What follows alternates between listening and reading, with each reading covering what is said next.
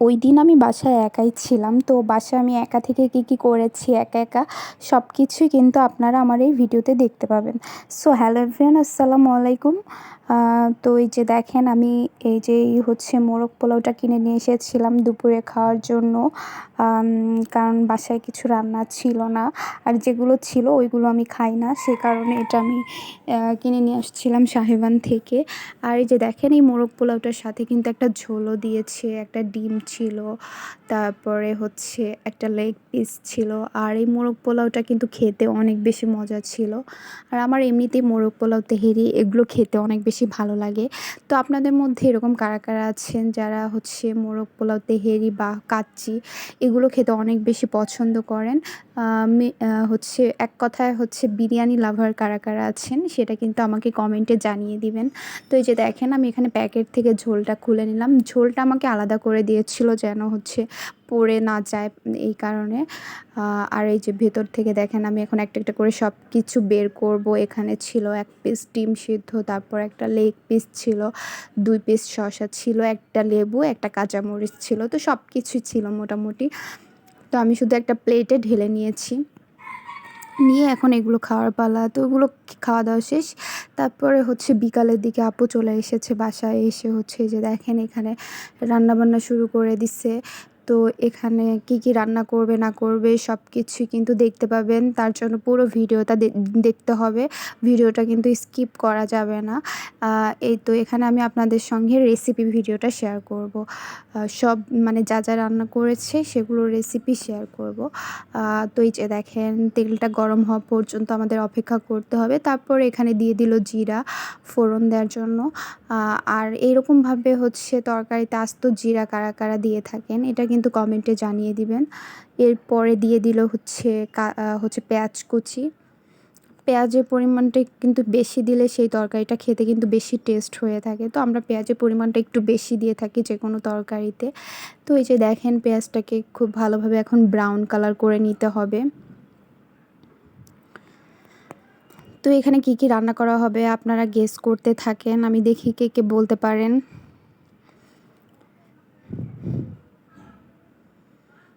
আর পেঁয়াজটাকে কিন্তু brown colour না করা গেলে হচ্ছে মানে তরকারিটা খেতে বেশি মজা লাগে না। মানে সব ধরনের মশলা দিলেও সেটা ভালো লাগে না খেতে। তো এটাকে অনেক টাইম নিয়ে হচ্ছে একটু ব্রাউন কালার করে নিলে সেটা খেতে বেশি মজা হয়ে থাকে। তো আমাদের মতো আপনাদের মধ্যে কারা আছেন যারা তরকারিতে পেঁয়াজের পরিমাণটা একটু বেশি দিয়ে থাকেন সেটাও কিন্তু কমেন্টে আমাকে জানিয়ে দিবেন।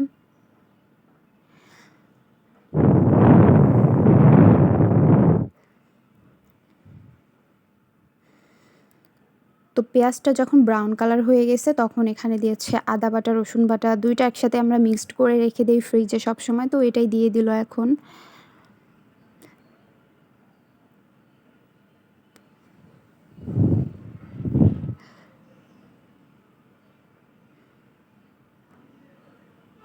তারপরে এখানে দিয়ে দিল জিরার গুঁড়া, ধনিয়া গুঁড়া সব কিছু এক করে দিয়ে দিবে।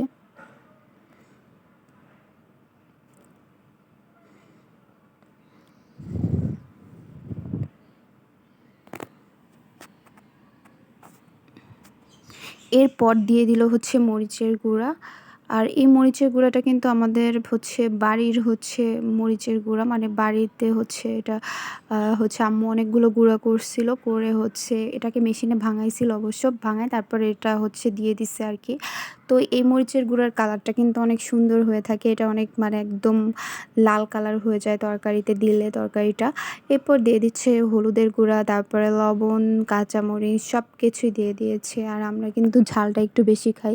এই কারণে তরকারিতে মরিচের গুঁড়ার পরিমাণটা একটু বেশি থাকে। তো এই যে দেখেন এখন মশলাটাকে কিন্তু খুব ভালোভাবে কষায় নিতে হবে। তো আমরা সবাই কিন্তু জানি মশলা কষানোর ওপরেই হচ্ছে তরকারির টেস্টটা হচ্ছে নির্ভর করে। তো তার জন্য মশলা কষানোর জন্য একটু পানি দিয়ে দিছে যেন মশলাটা নিচের দিকে পুড়ে না লাগে সেই কারণে। তো এই যে এখন মশলাটাকে কষায় নিতে হবে একদম ভালোভাবে। মশলাটা থেকে যখন তেল উঠে আসবে সে পর্যায়ে সব কিছু দিয়ে দিতে হবে। তো এই যে দেখেন তেলটা কিন্তু উঠে এসেছে। এখন এই যে দিচ্ছে হচ্ছে বেগুন, তারপরে আলু এগুলো সব কিছু দিয়ে দিচ্ছে এক করে। আর এইভাবে কিন্তু বেগুন আলু দিয়ে যে কোনো তরকারি রান্না করলে ওইটা খেতে আমার অনেক বেশি ভালো লাগে। তো আমার মতো আপনারাও কি এরকম আছেন যারা বেগুন অনেক বেশি পছন্দ করেন, সেটা কিন্তু কমেন্টে জানিয়ে দিবেন। আমার হচ্ছে বেগুনের যে কোনো তরকারি অনেক ভালো লাগে, বেগুন ভাজি, বেগুন ভর্তা বা বেগুনের ঝোল সব কিছুই আমার ভালো লাগে। তো তারপর এখানে কিন্তু পরিমাণ মতো পানি দিয়ে দিয়েছে, ওগুলো যখন কষানো শেষ হয়েছে তারপরে যে দেখেন তরকারিতে একটা বলক চলে আসছে। এখন এখানে দিয়ে দিচ্ছে পাবদা মাছ। আচ্ছা, আপনাদের মধ্যে পাবদা মাছ খেতে কারা কারা পছন্দ করেন এটাও কমেন্টে জানিয়ে দিবেন। আমার কিন্তু পাবদা মাছ একদমই ভালো লাগে না, আমি পাবদা মাছ খুব একটা পছন্দ করি না। আমি হয়তো বা এই ঝোলটা খাবো, কিন্তু এই মাছটা আমি খাবো না। তো ওখানে ওগুলো রান্না হচ্ছে আর পাশের চুলায় করা হচ্ছে অনেক মজাদার একটা চচ্চড়ি, যেটা অনেক বেশি পছন্দের খাবার আমার। তো এই যে দেখেন চচ্চড়ি, এটা হচ্ছে কিন্তু হাতে মাখিয়ে করা হবে। তো এখানে আলু দিচ্ছে, তারপরে পেঁয়াজ কুচি দিয়েছে অনেকগুলো, তারপরে দিয়েছে হলুদের গুঁড়া, তারপর কাঁচামরিচ, তারপর পরিমাণ মতো লবণ দিয়ে দিল।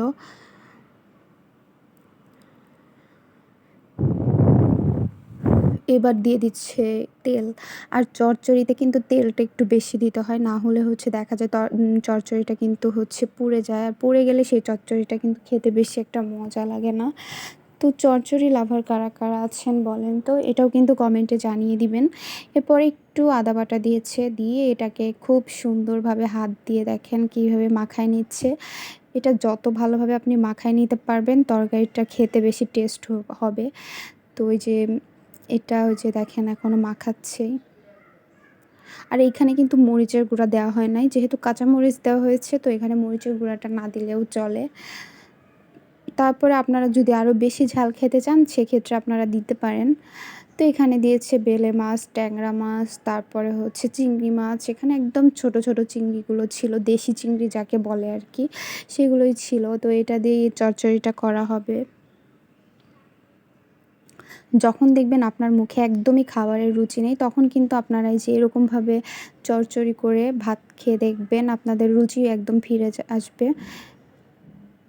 তো এখানে একটু হাত ধোয়া পানি দিয়েছে, মানে হাতটা ধুয়েই যে পানিটা হয়েছে ওই পানিটাই দিয়েছে, বেশি পানি দেওয়ার প্রয়োজন নেই, যেহেতু এটা চচ্চড়ি, এটা ঝোল হবে না, তো পানিটা একটু কমই দিতে হবে।